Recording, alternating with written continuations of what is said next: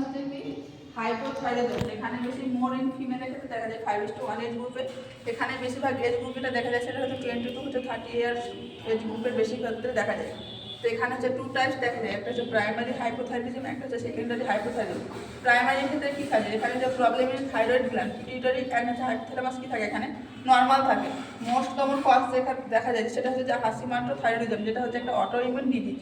আর হচ্ছে এখানে diagnosis test করলে আমরা কী পাবো, এখানে T3 আর T4 হচ্ছে ডিক্রিজ হবে, বাট হচ্ছে যে TRH অ্যান্ড TSH কী হবে, ইনক্রিজ হবে। এটা হচ্ছে কী গেলো, যে প্রাইমারি হাইপোথাইরয়েডিজম গেল। দেন হচ্ছে সেকেন্ডারি হাইপোথাইরয়েডিজম, এখানে কোথায় কী হচ্ছে, এখানে হচ্ছে প্রবলেম পিটুইটারি অ্যান্ড হচ্ছে হাইপোথ্যালামাস।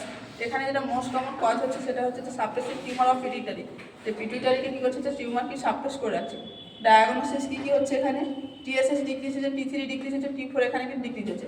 তাহলে ডিফারেন্স কী থাকছে, এখানে হচ্ছে যে কি TRH আর TSH কি হচ্ছে, ইনক্রিজ হচ্ছে, এখানে হচ্ছে কি ডিক্রিজ হচ্ছে।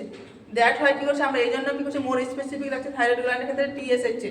এবার হচ্ছে কজেস অফ হাইপোথাইরয়েডিজম, যেমন আগেই বললাম মোস্ট কমন হচ্ছে হাইপোথাইরয়েডিজম দেখা যায় অ্যাডাল্টের ক্ষেত্রে দেখা যায়, সেটা হচ্ছে কেন দেখা যায়, যে deficiency of iodine. Second most common cause হচ্ছে যে হাসিমাটো ডিজিজ, যেটা হচ্ছে একটা যে মোস্ট কমন হচ্ছে একটা, আর একটা কী বলছে মোস্ট কমন হচ্ছে যে একটা কজ হচ্ছে কনজেনিটাল হাইপোথাইরয়েডিজম, হচ্ছে যে থাইরয়েড হচ্ছে ডিসজেনেসিস। এবার হচ্ছে হাসিমাটোথাইরয়েডিজমটা কি, সেটা হচ্ছে থাইরয়েডাইটিসটা হচ্ছে অটো ইমিউন ডিজিজ, যেটা কী করছে অ্যান্টিবডি ডেভেলপ করছে এগেনস্ট কার এগেনস্টে করছে, যে থাইরয়েড ফলিকলসের বিরুদ্ধে কী করছে, যে অ্যান্টিবডি সৃষ্টি করছে। এর ফলে কী করছে, T3 আর T4কে কী করছে, ডিক্রিজ করে দিচ্ছে। আর কি হচ্ছে যে ইনহিবিটারি হচ্ছে যে কি টিউমার হচ্ছে অফ পিটুইটারি আর থাইরয়েড গ্ল্যান্ডে হচ্ছে। আর দেন হচ্ছে কনজেনিটাল হচ্ছে, তো কনজেনিটাল মানে হচ্ছে জন্মগত থাকছে। এবং ড্রাগ হচ্ছে যখন হচ্ছে কোনো পেশেন্টের ক্ষেত্রে হাইপারথাইরয়েডিজম হচ্ছে, তখন হচ্ছে যে অ্যান্টিথাইরয়েড মেডিসিন ইউজ করছে, সেক্ষেত্রে হচ্ছে হাইপারথাইরয়েডিজম হওয়ার সম্ভাবনা আছে। আর একটা হচ্ছে যে লিথিয়াম ড্রাগ ইউজ করা যায় ম্যানিয়া পেশেন্টের ক্ষেত্রে, সাইকিয়াট্রিক পেশেন্ট, সেক্ষেত্রে যদি ইউজ করে সেক্ষেত্রেও দেখা যায়। দেন হচ্ছে গয়টার ফুড হচ্ছে কী করে, যে গয়টার ফুডে কি ডিক্রিজ করে আয়োডিন অ্যাবজর্পশন, এর ফলে কী করে, যে গয়টার থাইরয়েডিজম দেখা যায় পেশেন্টের ক্ষেত্রে। এবার হচ্ছে অনসেট অফ থাইরয়েডিজম, এখানে 2 টাইপস হতে পারে, একটা হচ্ছে কনজেনিটাল জন্মগত, আর একটা হচ্ছে অ্যাডাল্টের ক্ষেত্রে হতে পারে। তো কনজেনিটাল হলে কী কী অসুবিধা হবে পেশেন্টের ক্ষেত্রে, চিলড্রেনের ক্ষেত্রে, যে এমআর হচ্ছে আইকিউ কিছু লেভেল কম থাকবে পেশেন্টের ক্ষেত্রে, গ্রোথ রিটার্ডেশন হবে, জন্ডিস হবে পেশেন্টের ক্ষেত্রে, মাসল উইকনেস হবে, এইসব সমস্ত সাইন সিমটম দেখা যাবে। তারপরে যখন অ্যাডাল্টের ক্ষেত্রে হবে হচ্ছে মিক্স ইডিমা দেখা যাবে, মানে হচ্ছে ফেসে হচ্ছে ইডিমা হবে। কেন হচ্ছে, যে ডিউ টু হচ্ছে হাইপোথাইরয়েডিজম হচ্ছে কোলেস্টেরল লেভেলটা ইনক্রিজ দিয়ে, ফ্যাট কোথাও হচ্ছে ডিপিজিট হচ্ছে, ফেস ইডিমা হচ্ছে। এর ফলে কী হচ্ছে, যে পেরিঅরবিটাল ক্যাভিটিতে সোয়েলিং হচ্ছে। দেন হচ্ছে যে স্মল আই দেখা যাচ্ছে এবং মিক্সড ইডিমা হচ্ছে যে প্রেজেন্ট থাকছে। দেন হচ্ছে সাইন সিমটম অফ হচ্ছে হাইপোথাইরয়েডিজম। এখানে কী হয় পেশেন্টের ক্ষেত্রে, যে আমাদের মেনলি থাইরয়েড গ্ল্যান্ডের ফাংশন কী ছিল, যে বিএমআর মেনটেন করা। এখানে যদি বিএমআরটা ডিক্রিজ হচ্ছে, তাহলে হিট প্রোডাকশন কী হচ্ছে, ডিক্রিজ হচ্ছে। হিট প্রোডাকশন যদি ডিক্রিজ হয়, তাহলে পেশেন্টের কী হবে, যে কোল ইন্টলারেন্স হবে।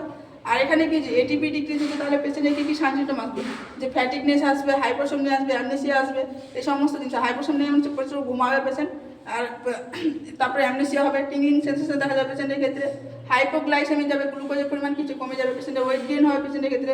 হার্টের ক্ষেত্রে কী হবে, হার্ট রেট ডিক্রিজ হবে পেশেন্টের ক্ষেত্রে, বিপি ডিক্রিজ হবে, ফোর্স অফ কন্ট্রাকশন ডিক্রিজ হবে, কার্ডিয়াক আউটপুট কী হবে, ডিক্রিজ হবে। পেশেন্টের ক্ষেত্রে কী দেখা যাবে, যে ব্লাডি প্যানিয়া দেখা যাবে। জিআইটিতে পেশেন্টের ক্ষেত্রে কী হবে, পেস্টালসের মুভমেন্ট ডিক্রিজ হবে, কনস্টিপেশন দেখা যাবে পেশেন্টের ক্ষেত্রে হিমোগ্লোবিন কম হবে, অ্যানিমিয়া দেখা যাবে। পেশেন্টের স্কিনে যে আসবে সানস্ক্রিন, সেটা হচ্ছে স্কিন ড্রাই স্কিন আসবে। পেশেন্টের ক্ষেত্রে হচ্ছে যে কি ইনফার্টিলিটি দেখা যাবে। ইনফার্টিলিটি কেন দেখা যাবে, কারণ স্পাম আর হচ্ছে ওভাম কী হবে, ডিক্রিজ হবে, এই জন্য পেশেন্টের ক্ষেত্রে ইনফার্টিলিটি দেখা যায়। দেন হচ্ছে যেহেতু কোলেস্ট্রল এখানে কি এনার্জি ডিক্রিজ হচ্ছে, তাহলে কি হচ্ছে, এখানে যে ফ্যাট ডিপোজিট হচ্ছে, এই জন্য হচ্ছে কী হচ্ছে, পেশেন্টের কোলেস্ট্রল ইনক্রিজ হবে, ফ্র্যাজিল হেয়ার দেখা যাবে পেশেন্টের ক্ষেত্রে, মেনোরেজিয়া দেখা যাবে, মানে প্রচুর হেভি প্রোলং টাইম ধরে কী হবে, ব্লিডিং হবে পেশেন্টের ক্ষেত্রে। এবার হচ্ছে ডায়াগনোসিস হচ্ছে কি, TFT হবে, থাইরয়েড ফাংশন টেস্ট সব থেকে বেস্ট। এখানে কী করতে হবে, নেক্সট সিটি করতে হবে বা থাইরয়েড স্ক্যান করতে হবে। তো আজকে এই পর্যন্ত।